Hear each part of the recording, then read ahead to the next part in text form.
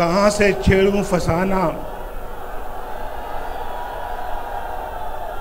कहाँ से छेड़ूं फसाना, कहाँ तमाम करूं।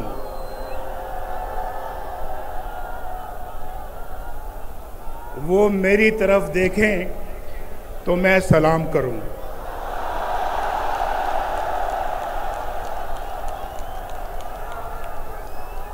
आज कई सालों के बाद आपसे मुलाकात हो रही है। बहुत सालों के बाद आज मुलाकात हो रही है।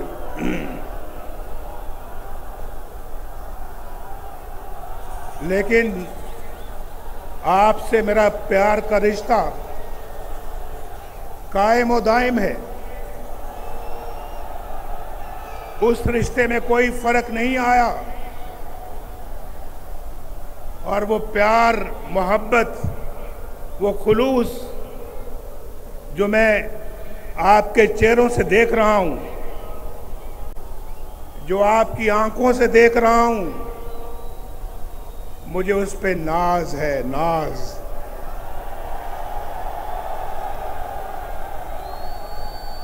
ये मेरा और आपका रिश्ता कई दहाइयों से चल रहा है और ना आपने कभी मुझे धोखा दिया, ना नवाज शरीफ ने कभी आपको धोखा दिया। जब भी मौका मिला बड़े खुलूस के साथ आपकी खिदमत की। जब भी मौका मिला दिन रात एक करके पाकिस्तान के अवाम के मसाइल हल किए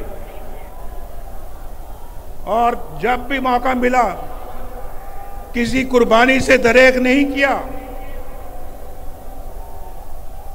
जेलों में मुझे डाला गया, मुल्क बदर मुझे किया, जाली केसेस मेरे खिलाफ बनाए गए, शहबाज शरीफ के खिलाफ बनाए गए, मरियम के खिलाफ बनाए गए। ये पूरी लाइन है, ये पूरी लाइन है, सब लोगों के खिलाफ बनाए गए। लेकिन मुस्लिम लीग का झंडा किसी ने अपने हाथ से नहीं छोड़ा।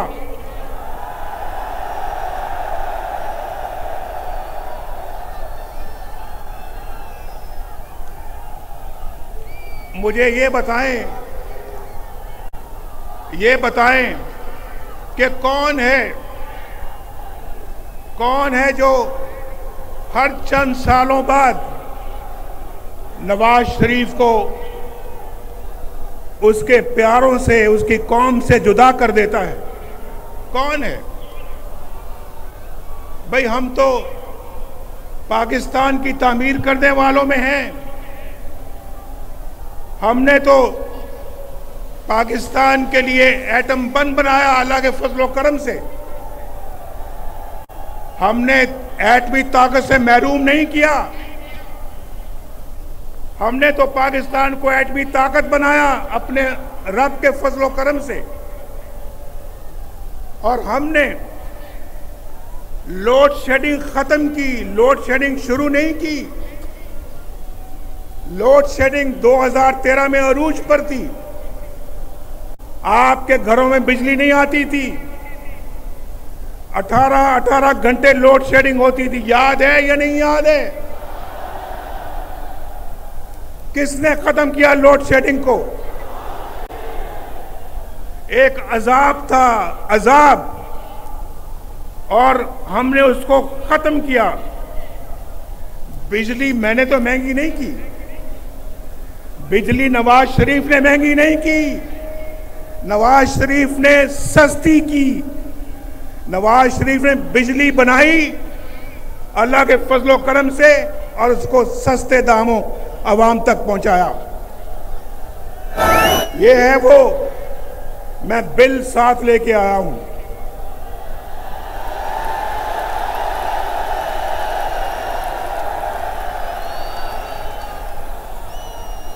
बिल मैं साथ लेके आया हूं और मैं आपको बताना चाहता हूं एक मिनट,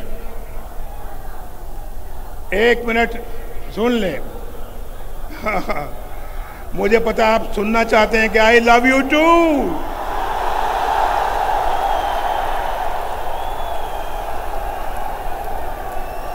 आप भी मुझसे मोहब्बत करते हैं, मैं भी इतनी मोहब्बत करता हूं आपसे।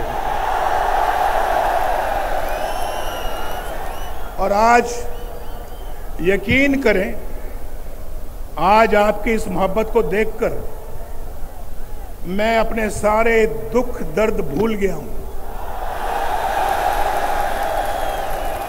मैं याद भी नहीं करना चाहता, मैं याद भी नहीं करना चाहता, लेकिन मेरे भाइयों, कुछ दुख दर्द ऐसे होते हैं जो इंसान उनको भुला तो नहीं सकता, लेकिन एक तरफ रख सकता है। कुछ दुख दर्द ऐसे होते हैं जो इंसान उनको फरामोश कर सकता है कुछ देर के लिए, लेकिन कुछ दुख दर्द ऐसे होते हैं, कुछ जख्म ऐसे होते हैं जो कभी नहीं भरते, कभी नहीं भरते। आप जानते हैं, ये जो कारोबार है, जिंदगी के अंदर इंसान की कमाई है, माल है, ये चला जाता है फिर आ जाता है अल्लाह के फजल करम से।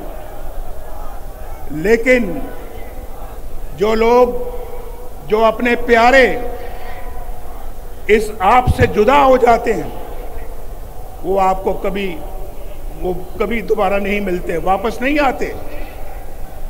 आज मैं सोच रहा था कि मैं जब भी कभी बाहर से आता था, मेरी वालिदा, मेरी बीवी कुलसूम घर पहुंचता था तो दरवाजे पे खड़ी होती थी मेरा इस्तकबाल करने के लिए। आज मैं जाऊंगा तो वो दोनों नहीं है, वो मेरी सियासत की नजर हो गए। सियासत में मैंने खो दिया उनको, वो मुझे दोबारा नहीं मिलेंगे। ये बहुत बड़ा जख्म है जो कभी भरेगा नहीं। मेरे वालिद फौत हुए, मैं कब्र में ना उतार सका। मेरी वालिदा फौत हुई, मैं कब्र में ना उतार सका। मेरी बीवी कुलसूम फौत होती है तो मुझे कहां इत्तला मिलती है? कैद खाने में, जेल में इत्तला मिलती है। पूछो उस जेल खाने के सुपरिटेंडेंट से पूछो, मैं उसकी मिन्नतें समाजतें करता रहा। देखो, मुझे अभी खबर मिली है, मैं अदालत से आ रहा हूं और वहां तो मुझे किसी ने बात नहीं करने दी, लेकिन ये बताया गया है कि वो दोबारा आईसीयू में चली गई हैं। भाई, आपकी बड़ी मेहरबानी होगी। ये मैं जेल के अंदर की बात कर रहा हूं, अडयाला जेल। वो सुपरिटेंडेंट भी है, शायद वो आज जलसा देख रहा होगा, मेरी गुफ्तगू सुन रहा होगा। मैंने उसको कहा, मैंने कहा मेरी बात करा दो, लंदन में मेरी बात करा दो, मेरे बेटे से बात करा दो, मेरे छोटे बेटे से बात करा दो। मैं पूछना चाहता हूं कि किस हाल में है। मेरी बात उसने नहीं कराई। मैंने कहा देखो, तुम्हारे मेज के ऊपर 2-2 फोन पड़े हैं, ये 2 मोबाइल पड़े हैं, ये 2 लैंडलाइन पड़ी है। यार, तुम एक छोटी सी कॉल मिला के मेरी बात करा सकते हो, करा दो। कहने लगा हमें इजाजत नहीं है। मैंने कहा तुम्हें इसके लिए किससे इजाजत लेने की जरूरत है? तुम्हें किससे इजाजत दरकार है? उसने कहा नहीं जी, हम नहीं करा सकते।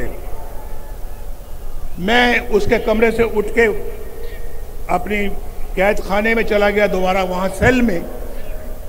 इतना सा सेल था, इतना सा सेल, चारपाई मुश्किल से वहां पे पूरी आती थी, चारपाई मुश्किल से वहां पे आती थी, और एक छोटी सी कुर्सी थी जहां कभी मैं उठ के बैठ जाता था, वहां चला गया। सोचता रहा कि यार ये बात कराना भी इतना मुश्किल काम था उसके लिए। 2.5 घंटों के बाद उसका नंबर 2 बंदा जो है वो मेरे पास आता है और आके कहता है कि एक बहुत बुरी खबर है आपके लिए, आपकी बीवी कुलसूम अल्लाह को प्यारी हो गई। बात नहीं कराई, 2.5 घंटे के बाद आके मुझे खबर देता है कि आपकी बीवी अल्लाह को प्यारी हो गई है और हम अब जा रहे हैं मरियम की तरफ और उसको इतला करने के लिए। मैंने कहा हरगिज़ मत जाना उसके पास, उसको या तो मेरे पास लाओ यहाँ पे या मैं जाऊंगा। बैठी है, पूछ लें, ये खड़ी है यहाँ पे। इसका सेल कुछ फासले पे था मेरे सेल से, लेकिन हमें मिलने की इजाज़त नहीं होती थी। हमारी मुलाकात एक हफ्ते में सिर्फ 1 घंटे के लिए होती थी, 1 हफ्ते में, और पास होके एक हफ्ता हम नहीं मिलते थे। तो कहने लगे, मैंने कहा मुझे साथ ले जाओ। मैंने जाके इसको बताया, ये बिल्कुल बेहोश हो गई और मेरे गले लग के रोना शुरू कर दिया। भाई बेटा बैठ, बस। तो मैं ये कहना चाह रहा हूं कि इनको जाके जब बताया तो क्या गुजरी होगी इनके ऊपर, क्या सोचा होगा कि ये हमारा अपना मुल्क है। भाई अपना मुल्क है, मैं भी इसी वतन की मिट्टी से पैदा हुआ हूं, मैं भी एक सच्चा पाकिस्तानी हूं। पाकिस्तान की मोहब्बत मेरे सीने में है। मुझे याद आ रहा है अभी जो शहबाज शरीफ साहब ने बात की, उन्होंने कहा कि क्लिंटन हमें बहुत जोरदार तरीके से कह रहा था कि आपने एटमी धमाके नहीं करने, और दुनिया के बाकी लीडर भी रोज मुझे कई लीडरों के फोन आते थे कि आपने धमाका नहीं करना, हिंदुस्तान ने कर दिया लेकिन आपने नहीं करना। और फिर कहने लगे हम पाकिस्तान को $5 अरब देंगे। आपको मालूम है कि आज इमरान खान की, मैं नाम नहीं लेना चाहता, मैं नाम नहीं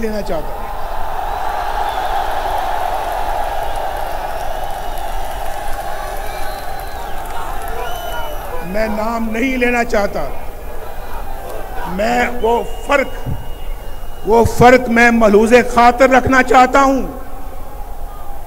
जो मेरी ग्रूमिंग, मेरी ट्रेनिंग मुझे सिखाती है।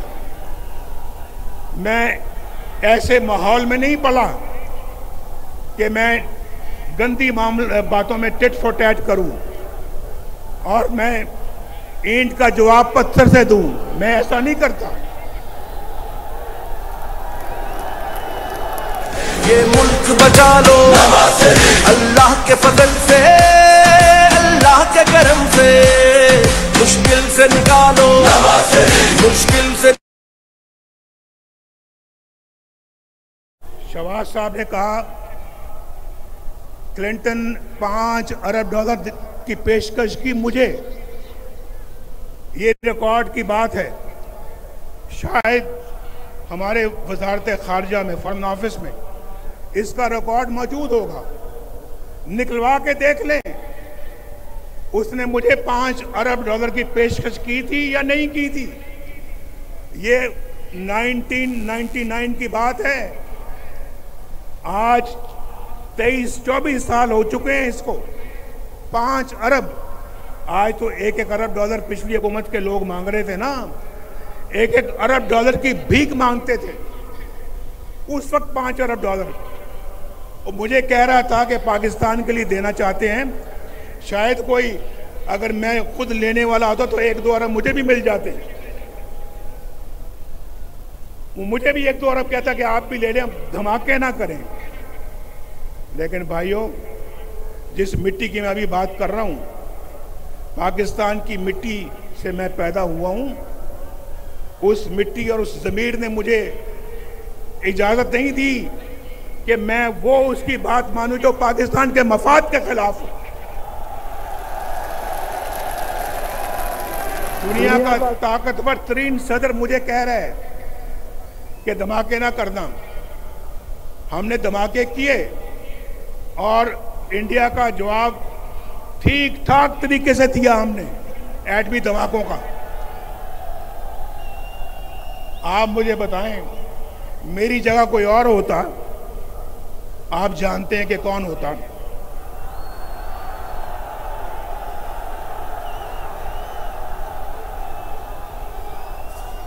वो अमेरिका के सदर के आगे बोल सकता था?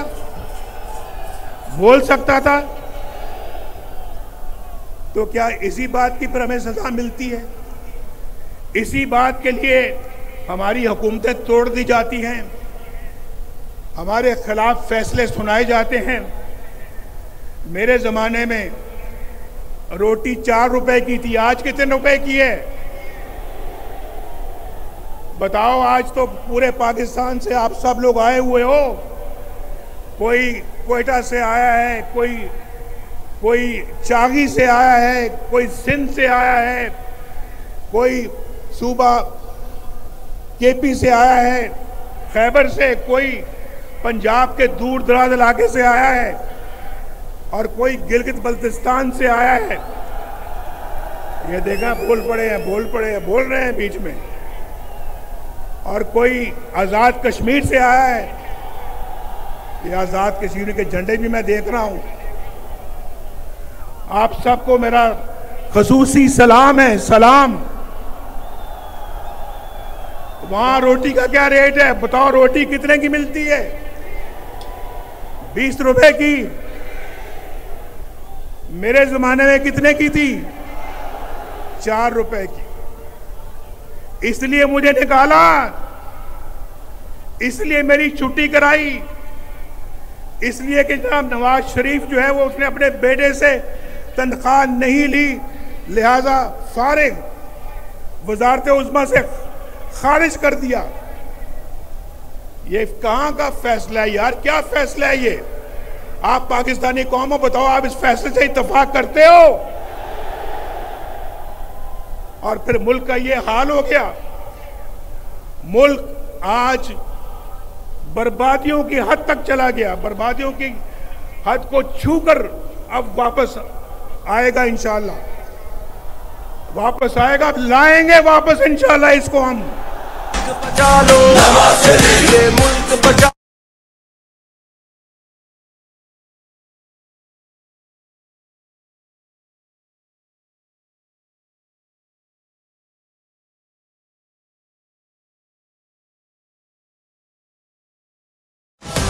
दिल से लो, जानो अल्लाह के।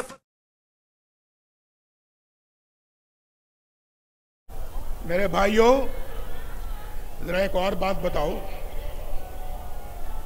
अभी तो रोटी आपने बताई कि 4 रुपए की थी और आज 20 रुपए की है। मुझे जरा ये भी बताओ कि पेट्रोल कितने का मिलता था मेरे दौर में? पेट्रोल बताओ। मेरे दौर में 60 रुपए लीटर मिलता था या नहीं मिलता था? आज कितने का है बताओ? बताओ फिर। इसलिए निकाला नवाज शरीफ को। मुझे बताओ कि आज जो है वो पाकिस्तान में डॉलर कितने का मिलता है? डॉलर मेरे जमाने में 104 रुपए था, 104 रुपए।